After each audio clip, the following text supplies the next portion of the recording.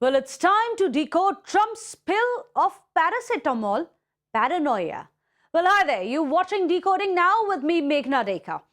And we are going to decode each and every bit about the paracetamol pill. Is it a bitter pill to swallow or is it a boon? Well, India has been gripped by a new kind of anxiety. It's the kind that strikes at the very heart of parenthood.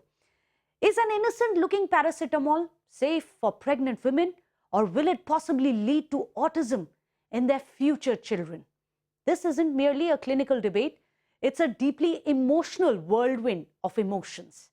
Now that US President Donald Trump has linked the use of Tylenol or paracetamol during pregnancy directly to autism, this debate has exploded beyond the medical journal and lands up in our living rooms. Which is why here on Decoding Now, we are going to sift through the facts and the rhetoric. We are being joined by Mary Holland, the CEO and President of Children's Health Defense. Appreciated, ma'am, taking time out for us. She's going to be sifting out through all the data which is available to us and tell us what is the evidence to back this kind of a claim. But before I come to you, Ms. Holland, let's tell everyone what exactly it is that President Trump has said. So, Trump has said that expecting mothers should avoid paracetamol in cases it is not extreme. But major medical bodies, and this includes the American College of Gynecologists as well as UK's medicines regulator, they are pushing back. They are saying that there is no such proof of causation and that paracetamol remains the safest painkiller in pregnancy when used as per the doctor's prescription. So what is the truth? The origins of Trump's contention seems to lie in a consensus statement by a group of scientists which came out in 2021. These investigations have suggested that there is a correlation, mind you, a correlation between prenatal exposure and an increased risk of autism spectrum disorder in the child. Now, prenatal stage, as per this report, may just be linked to male genital malformations at that stage. During childhood, it may be linked to autism, ADHD, hyperactivity, impact IQ as well as language of the child. In adolescence, as per this report, they say there may be a correlation with the early puberty onset. While these studies undeniably raise very pertinent questions, they come up with a significant caveat that the correlation is not a causation. In fact, it is also found that this study is based on questionnaires which were given to mothers with autistic children to find out what is the kind of medication they were on, specifically ask them questions about using paracetamol. But let me go across to Ms. Holland. Ma'am, can you explain to us this 2021 consensus statement which seems to imply, and this is a very important caveat, that correlation is there. But can that be causation? Can there be other causes as well? How does it work? So the correlation between autism and Tylenol or paracetamol or acetaminophen goes back to 2008. They're based on a body of evidence, including a very recent study by the head of the Harvard School of Public Health, also evidence from the Johns Hopkins School of Medicine. And that suggests there's a strong correlation. And as President Trump said, tough it out. It's for fever reduction. Unless you have a very high fever, he's saying follow the precautionary principle. If there's evidence of harm, no one wants to harm their baby. Also, we know that there are even greater risks in the postnatal period for a young infant in taking paracetamol because they don't have a developed liver to detoxify the chemicals in the pill or in the medicine. So I dispute with you that it's based on that 2021. And yes, of course, correlation is not causation, but every parent wants a healthy child and a healthy baby. And so if you can not take something or take something else, perhaps that's the better judgment. And that's what the president was saying. Okay, that's very interesting. Request you to stay on with us because there's also a vast landscape of other factors also which could cause neurodevelopmental trajectories For example, there are the ones which are very established. For example, the genetics of parents, and this is established by data as well. Environment of the mother is also going to be an important cause as per the data which is available. Lifestyle of the mother is also significant. Meanwhile, there are also numerous studies which show that there is no such direct link of paracetamol at all. In fact, the chief amongst them is this huge study which came in from last year that included 2.5 million children in Sweden. And look at the sample size in this. This is 2.4 million births between the years 1995 to 2024. And their conclusion was that there was no direct link that they could find of paracetamol's use to autism.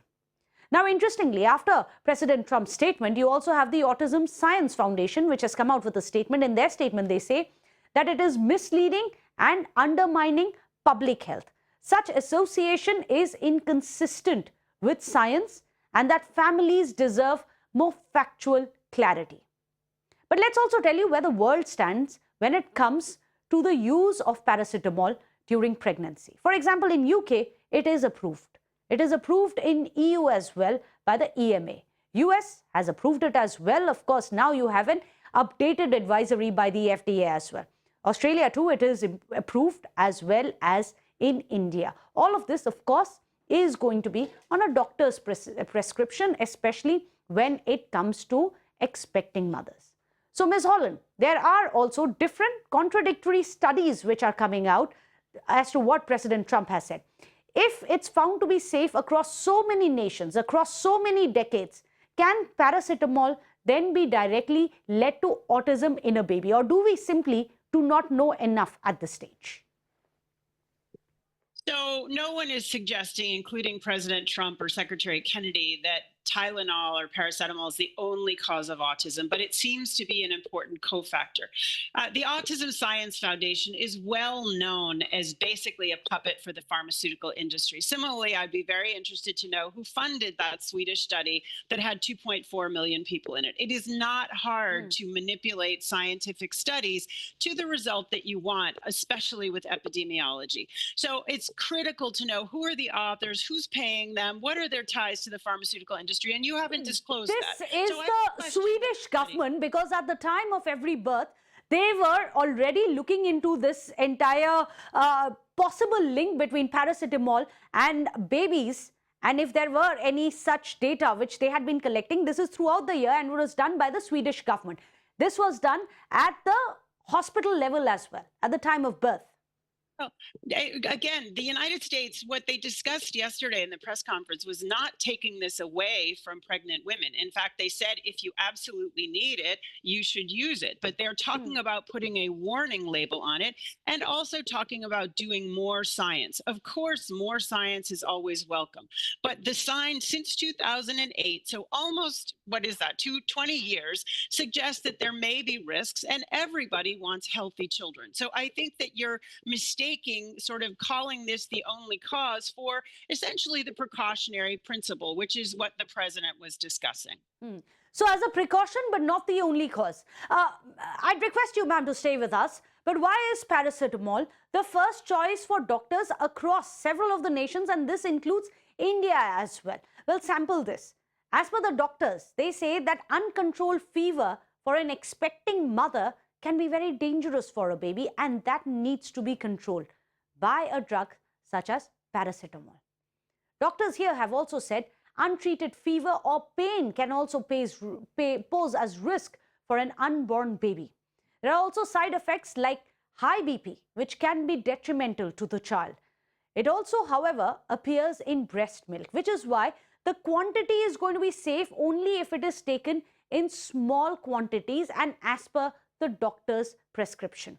Now, Ms. Holland, this is very important for all the expecting mothers, the expecting couples who are watching the show right now. What happens if a pregnant woman doesn't take the paracetamol? When is it okay to take that pill? Well, of course, the mother has to be in touch with her healthcare practitioner. And if she has a very high fever, she needs to take whatever anti-fever medicine the doctor recommends. But that's in the case of a very high fever. What the president said is, tough it out. That's his personal advice. He's not a doctor, and no one has to listen to this. But what he's suggesting is there is a very strong correlation that Tylenol is a factor. And it's not only for the fetus when the mother's pregnant, but also for young infants and for toddlers. It's a very serious medication, and it's not a shock that a baby may not be able to handle such a strong medicine.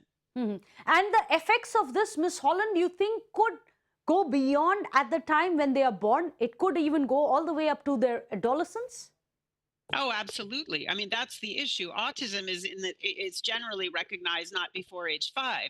So the correlation that we're seeing is for later neurological problems from use of Tylenol. Now, that may be correlated with many other factors, and that remains to be seen. They're just at the beginning of trying to explore this. But the important part of the press conference yesterday was the president and the secretary saying what is happening is clearly environmental. We didn't have this problem 100 years ago. It's now in the United States 1 in 31.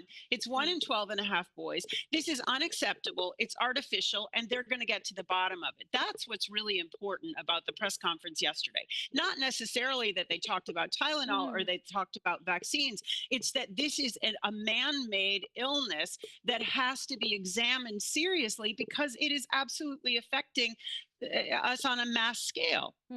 Well, absolutely. And I think across the world, there are these similar red flags which have been raised. Ms. Holland, considering that this is post-COVID era, is that why it's important for us to have a deeper research? Because there seems to be a knowledge deficit, because even now we are not quite sure the side effects of what vaccine could be, which could be, and something that you mentioned, which could be one of the causes as well of autism. Yeah, well, I think candidly, there's never been adequate safety testing for vaccines in particular, but also obviously for paracetamol. The studies have not adequately been done, or there needs to be additional research. So I think this may be the start of greater safety concerns for medications for infants and fetuses and young children. And that's got to be good for everybody. We want children to be healthy. We want them to have healthy, full lives. We don't want them to struggle with autism spectrum disorder if we can avoid it. And the point of the meeting yesterday was to say clearly, we must be able to avoid this because this did not exist 100 years ago. In fact, even 50 years ago, the rates were minuscule compared to what they are today in the United States. Well, that's a significant argument we have made. Why is it that autism itself has been on such a huge rise? Why the spike that we have seen, not just in America, in India, across the world as well? Is it a man-made problem? Knowledge deficit is a problem. But hopefully, we can fix that with deeper research into it as to what causes it. The causation would be the root of fixing this problem as well. Appreciated, Ms. Holland, for joining us here. Thank you so much. Thanks and so much. Clarifying a lot of the reservations that a lot of these expecting couples would have at this time. Thank you. Well, that's all we could pack in for you here on Decoding Now. Thank you so much for watching. And of course, do let us know what else you want decoded next.